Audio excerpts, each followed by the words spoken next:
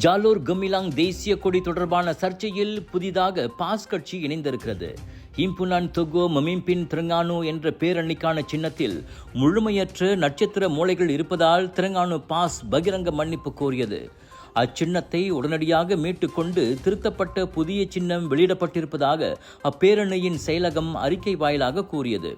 Terengganu கிமாமானில் மே 29 முதல் 31 வரை நடைபெறும் அப்பேரணிக்கான விளம்பர போஸ்டர்கள் கடந்த வாரம் விநியோகிக்கப்பட்டன.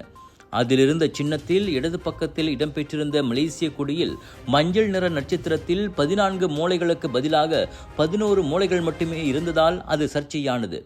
அந்த 14 மூலைகளானது நாட்டின் 13 மாநிலங்களையும் கூட்டரசு பிரதேசத்தையும் குறிப்பதாகும்.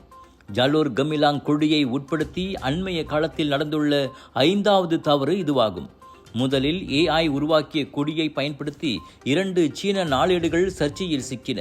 பிறகு மலேசிய கண்காட்சியில் பங்கேற்ற சிங்கப்பூர் நிறுவனமும் அதே தவற்றை செய்தது. 2 வாரங்களுக்கு முன்னர் யாரும் எதிர்பார்க்காத வகையில் கல்வி அமைச்சு அத்தவற்றை புரிந்தது. 2024 SPM தேர்வு முடிவுகளின் பகுப்பாய்வு அறிக்கையில் தவறாக தேசிய கொடி இடம்பெற்றது குறிப்பிடத்தக்கது.